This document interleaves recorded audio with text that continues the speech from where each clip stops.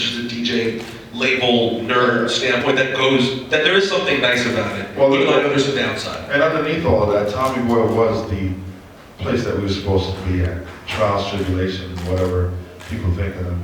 They allowed us to be ourselves 100%. Never came in and tried to direct us. And of course, as a label, they suggested things, singles, that, but never told us you can't do this, you can't say that. So right. For us, it was perfect. I think we were meant to be there, and we wouldn't be sitting here if we weren't on top. Yeah. So You could have been on Black Watch. When Marco was listening, you could have been that. We could have actually been with Black Watch at one point. What's up? Bubba Carson And what's the name of Paradise.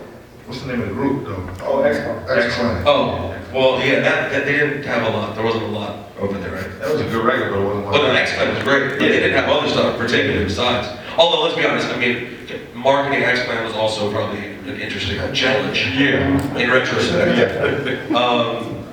Shout out to X-Clan, what a great group. But anyways, so you guys, how fast did things start moving then? When you get the green light, you have some songs ready, how did things go? Plug tuning, we thought that was the beginning and the end, to tell you the truth. Yeah, we was just looking to hear it on the radio and that was kind of that. They were off to college, I was getting ready to go to the military. Then the opportunity came back to do Potholes in my lawn. And then after that. So at first it was looking just like a single? That was the only thing that was happening? Single deals then. It was like a test run. Yeah, P5 played it first. yeah, P5 played it, right? What station? I forgot from college. Was it beginning? Was it? God, I respect you guys remembering the first play. Yeah, P5. Because I thought, of course, I'm thinking you're going to say Red Alert Marley. I forgot, it was, I forget what it Not was. BFI. it was, I forgot what station it was.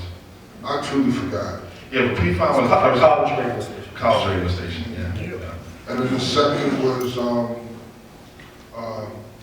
Dr. Dre, I love Dr. Dre. Yeah, That would be it. you. Operator. And then it was like Jeff Foss. After that. It got the red a little late. It got the red like a little later.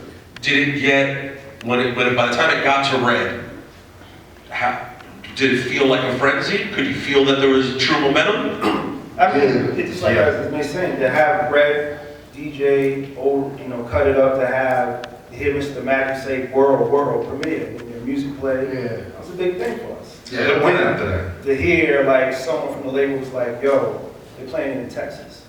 Wait a minute, yo, they're playing it in LA.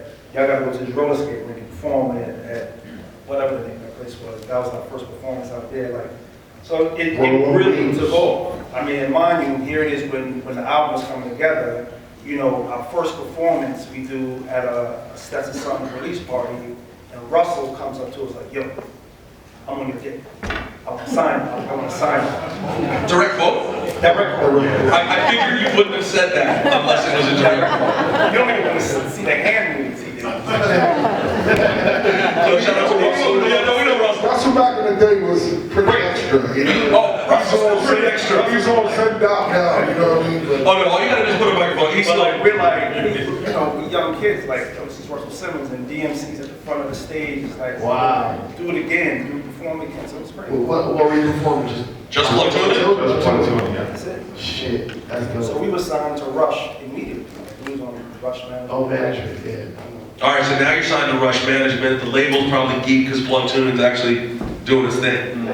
And then they're like, all right, what do you have next? Pretty much. Yeah. What's next? And we went straight to the studio, recording an album. But we had so many notes, and so many ideas that it was actually easy rolling into doing an album.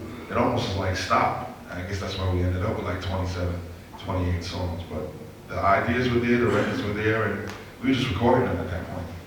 In the Long Island, or were you? No, we were at Calliope Studios. What was it here? Calliope Studios. 36. That's where Stet recorded, Biz recorded. Everybody. Russell Simmons is definitely like the Don King of hip hop, straight up. In a good way. Right, but in a good way. In a very Minus the like ripping off Mike Tyson part. in a very good way because I mean he's done really great stuff like when he set LL Cool J up, you know what I'm saying? Like especially the artists that was with him in the trenches, like he he brought the business to everybody's talent. You know, I think a big formula of what we still do today come from Russell and Leo. Yeah, we did the gig in Boston and we was like, yo, we got this song that like kind of like it's almost like a parallel to Jimmy. We got this song called Jim. And they was like, oh, that's dope. Let's hook up over the weekend. We got a show in Queens. And then we hung out with them in the show in Queens. And then from that point, invited them to a studio session that we had possibly maybe a couple of weeks later. They came and hung out at the studio. We met Q-Tip at that show in the park. Q-Tip and everybody and them came to the session that we had a couple of weeks later. And we recorded Buddy. It wasn't even planned for them to be on Buddy. Yeah. They would have came a day earlier, a day later. Oh, Buddy wasn't going to be a posse guy. No, just they came to the studio. Back then, he was playing that. So Yeah. That's what we was working on. We was working on that. It was like, Listen, rhyme on this. Yeah. Oh, I want to say it was a lot. There was a lot of people involved in that record. I think. Yeah, I was about to say, how did everyone else, there's other people, like, how did Moni Love, like, how did everyone get involved in that? And I don't recall if Moni was there for the original version. No, she the did remix for the remix. Her and Latifah. Yeah. Okay, she what's added that. considered the standard or original version of Buddy is out. Is the right, now it is the remix. So, what ends up being the second single after Plug Tune? Is it Potholes? Potholes, yeah, Potholes. Which, by the way, in retrospect, what a weird fucking song. You know? Like, I remember as a kid, it seemed totally normal. I love this song, but like when you think about it in the landscape of hip hop, it's a pretty random, weird, which I guess totally sums up perfectly the role that you guys played in general. Right. I mean, that's what we are as people. Yeah, exactly. Yeah, so it's like, it was perfect for us. I mean, we didn't even see it. We never rolled into these songs thinking of doing something different or being, different or different interpretation. It's just we doing it, and it makes sense to us. It sounds good, it sounds cool, and sometimes as stupid as it may sound, it sounds like art to us, you know what I'm saying? So we just do it for just doing it. And a song like Potholes in My Lawn was trying to make sense of having a concept, but not wanting to spell it out, So here we go, we want to do a song called Suck MC's Bite on the Rhyme, but let's call it Potholes in My Lawn. And I mean, when that came out, that was another one that was just like, okay, I think I was on the Long Island Railroad when I heard that the first time, like on a little Walkman radio thing. And those things just happened. We was taking it all with a grain of salt, like, I don't think we ever thought being, obviously any sort of like rap, stars or anything like that. It was just like we was doing our music, and fortunately it was being played.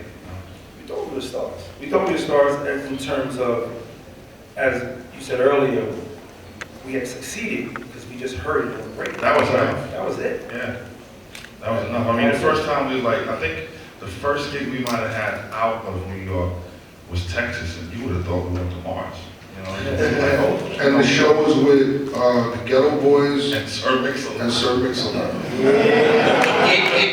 Yo, 80s rap is the best. Like, the bills you look at. Yo. Best time of my life, man. Getting live. You got to figure, in '89, first tour we went on. LL, Slick Rick, us, PE, Ghetto Boys, NWA, Too Short. Special ed. Special ed. Like all that stuff in the movie of NWA, that tour was the Nitro tour. We was on that tour. We was on that. Yeah. How much were tickets? Exactly. How much were tickets for that show? Like, what, 20 bucks? Back then, I don't know, 10, 15 maybe. Tickets weren't a lot back then. And that was another thing, recording 3 Behind Rising and the success of that, we went straight on that tour, like, newbies, like, we was doing gigs and stuff like that, but the tour, like, and then to be on a tour with LL, Cool J, Kane, Slick Rick, EPMD was on some of the gigs. A lot fell off that tree. A whole lot fell off those trees. We try to go beyond just the, typical 1-2, 1-2, so I think it connects with a vast array of audiences. And you can relate, it's gonna sound weird, but you could go on those tours and relate to to those kind of people, because growing up in Long Island, there's a mixture of people. Absolutely. And as opposed to somebody from Bed-Stuy, Brooklyn, that will be around fine young cannibal fans, but just fucking white. Right. Yeah. That's real. No, that's real. And not only were we like, you know, crossing color lines, I mean, when we did gigs, you'd see 17-year-olds all the way up to 55-year-olds at our shows. You know, so. I wonder if that's also the choice of music you guys sampled always too. Yeah, as well. As well. For sure, I played a part. Now, Sampler played a significant part back then. Here it is. There was a lot of MCs that wasn't that great. It was just based on what they used. Yeah. Made them kind of hot, you know, and how the song structure was formatted and the quality of the mix. but that is something that clearly impacted you guys. The whole flowers, hippies, oh, De La's so nice. De La Soul is dead was obviously a big response to that. Yeah. And that's how people saw it. Yeah. So you guys did get frustrated with the image that got cultivated? I think we were frustrated with the direction of the label in which they felt that they had to promote the product Right. and suggest It was what one- the group was about. It was a concept you had for an album. They made it like that. It's Right.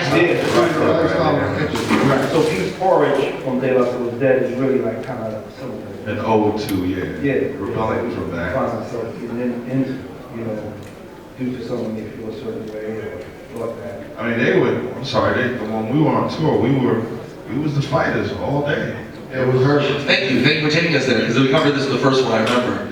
Yeah, how did that reputation come to be? Because for those of you who don't know, within the hip hop business, it's like, oh, De La, nicest guys ever. It's like, oh yeah, it's true, but they will punch you in the fucking face if they have to. I mean, How did that reputation come to be? Tour.